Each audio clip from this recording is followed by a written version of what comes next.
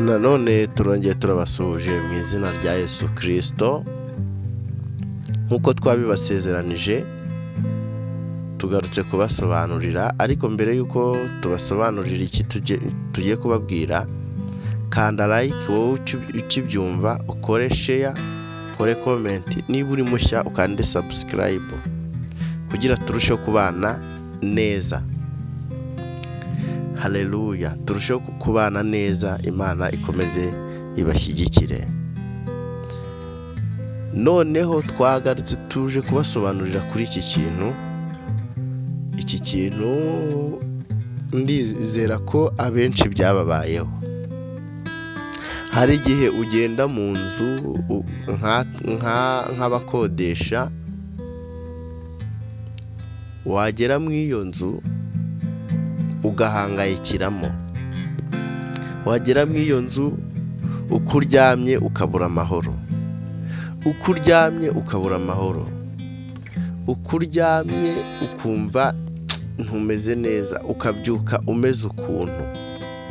Noneho navuga ko aya yaba ari amahirwe waba ugize, wagira amahirwe ukarota ibintu by'aho ngaho, ukumva ibintu birakunize bikakuniga, ukarwana nabyo. Iyo usenga, iyo uri umuntu ugerageza kubaha Imana, izina ry'Uwiteka niryo rigukiza, ukajya kumva uravuze ati mu izina rya Yesu, mu izina rya Yesu, kuko bitewe n'ubumenyi mbifiteho, nuko Imana yagiye ibinyereka, akenshi bikunze umuntu iyo abirose gutyo, ukunze kuvuga mu izina rya Yesu inshuro 3 byujuje ubutatu bwera. Rero iyo nzu yo uyigezemo ukumva urarota ibintu bimeze nk'ibyo, nibyo tuje kugusobanurira, nibyo tuje kukubwira kugira umenye ibyo urwana nabyo, umenye ibyo uhangana nabyo, umenye ibyo uba usanze mu iyo nzu, umenye n'iyo nzu uburyo ki wayitwaramo kugira ngo ubashe kubaho neza kandi bitakugoye, cyangwa ubashe kugira ikindi cyemezo wafata kugira ngo ubashe kugubwa neza muri uru rugendo turimo rw'ino si. Rero nkwibutsa gukanda subscribe, ukinjirana na like niba uri mushyashya, comment zanyu zirakenewe, niba hari icyo ukeneye gusobanuza twagusobanurira, kandi ikindi niba hari ubuhamya waba ushaka gutanga ni karibu, ubuhamya bwizewe ni bwiza. Niba hari inkuru mpamo iganisha ku mwami Yesu Kristo, mbese cyangwa hari inama wagira abantu, ni karibu, kuko nimero zacu ziba ziriho, watwandikira ukatubwira. Hari n'inkuru ishobora kuza yagira abantu inama, nk'urugero akaba ari nk'umuntu waba warakoreye nk'umuntu ikintu, urugero nk'abantu basenga, cyangwa akaba ari nk'umuntu usenga yagiriye nabi. Iyo nkuru nayo iba ikenewe kugira ngo niba hari undi nawe ubyumvishe akaba yendaga kugwa muri uwo mutego, akaba atazawugwamo biturutse ku nkuru uduhaye. Rero ni iby'agaciro kuba uri kutwumva, kandi ntiwibagirwe kwinjira na like, ntiwibagirwe subscribe niba uri mushyashya. Aho waba uri hose mu gihugu icyo ari cyo cyose, ubasha kubitwoherereza, kandi ubasha kutwoherereza inkuru wayicisha kuri WhatsApp. Aho wanyura hose watubwira, tukareba uburyo ki tubitunganya, natwe nicyo dushinzwe.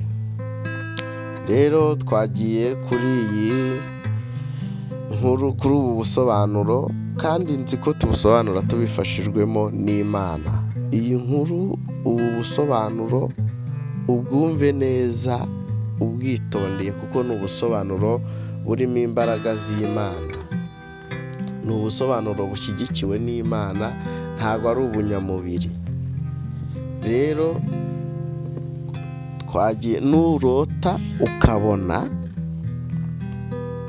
ukabona ibintu birimo birakuniga mu nzu wagiye gukodeshamo, iyo nzu izaba irimo igicumbi cy'abazimu cy'abadayimoni, izaba irimo igicumbi cy'abadayimoni. Mbisubiremo, izaba irimo imbaraga mbi. Nyiri iyo nzu naho yaba yarayiguze wenda ashobora kuba atabizi, ariko iyo nzu iba irimo imyuka mibi. Nyiri inzu ashobora kuba atarayiguze ariye, akaba azi ibintu byakorewemo, cyangwa akaba ari umuryango wabo wayimuhaye, nawo ari nko kumutsindira kugira ngo ayibemo, noneho kubwo gushakisha amafaranga nawe agatangira kuyikodesha. Iyo nzu nuyigeramo kuyibamo bizakugora, nuzaba udasenga. Nabwo nuzaba usenga amasengesho ya fake ushobora no kuyigwamo, kuko iyo nzu aba ari indaro z'abadayimoni ziyuzuyemo. Niyo mpamvu uba usabwa kuba maso cyane, niyo mpamvu uba usabwa ntukajye upfa gukodesha inzu uko ubonye.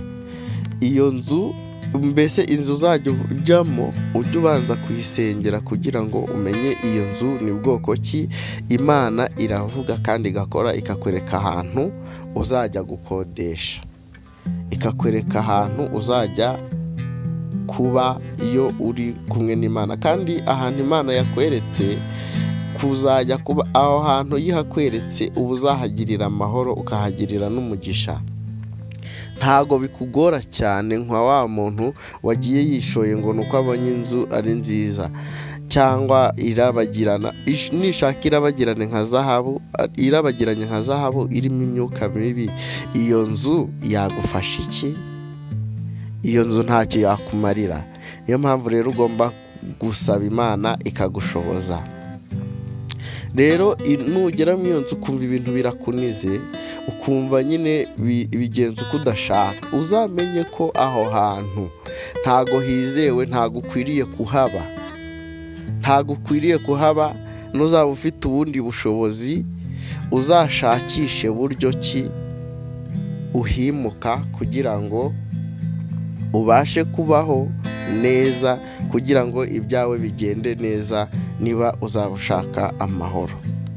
Mu gihe utahimutse rero kaza amasengesho, mbese kaza amasengesho, kuko ni imbaraga mbi, mbese ni imyuka mibi uzaba ugiye kurwana nayo idasanzwe kandi mu rwego rutangaje, kuko uzaba ugiye kurwana n'ibitero by'abadayimoni bya nyabingi, ibyo baterekereye, ibyo imiryango utanazi, by'ahantu utanazi utegeze unamenya, mbese ukabaho uhangayitse. Aribwo uzasanga urugo rwawe ruhoramo abarwayi badashira, aribwo uzasanga niba ufite abana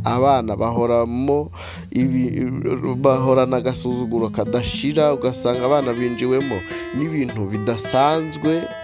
Rero ibi bintu niba ubyumvishe neza, umenye ikintu ugomba gukora, umenye ko iyo nzu utagomba kuyigumamo.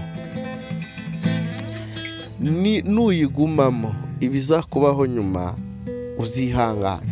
Nibwo uzajya ugasanga niba uri umugabo utonganye n'umugore ntacyo mwapfaga, niba uri umugore utonganye n'umugabo ntacyo mupfa. Iyo nzu mbese ni iy'imyaku. Umuntu wemerewe kuyibamo wenyine ni umuntu ubasha guhangana n'ibyo ngibyo, ni umuntu ufite imbaraga nyine, uri connecte n'Imana. Yego si uko mvuze ngo n'abandi si connecte, ahubwo hari ibitero bindi by'umwijima uba afite imbaraga zo kubasha kubihangana nabyo. Mu gihe uzi ko uri umunyantege nke, wijya mu iyo nzu. Mu gihe ubonye ko ibintu bikunize, iyo nzu n'ubundi si yawe, amafaranga wabahaga n'ayawe, yivemo hakiri kare, kuko nutindamo hari n'igihe uzabura yo kuyikodesha kandi imbere n'akazi kawe kagende kangirika, kandi imbere nta kibazo wari ufite.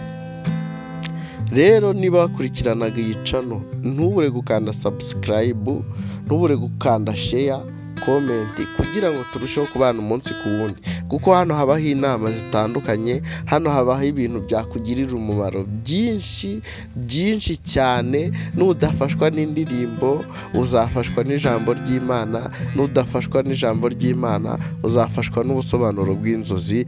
Ntabwo uzabura ikintu kigufasha, cyane ko n'iminsi tuba turimo ibitatworoheye.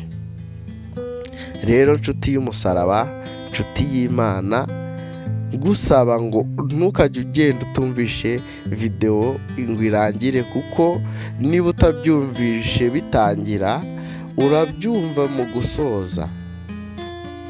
Rero ngusaba wowe uri kutwumva, ntukajye ugenda udakanze like, ntukajye ugenda udakanze share, ngo woherereze n'abandi batari basobanukiwe ibi ngibi babimenye. Kandi hari inama ushaka kutugisha, waca hasi muri comment cyangwa ukatwandikira kuri WhatsApp, tuba duhari.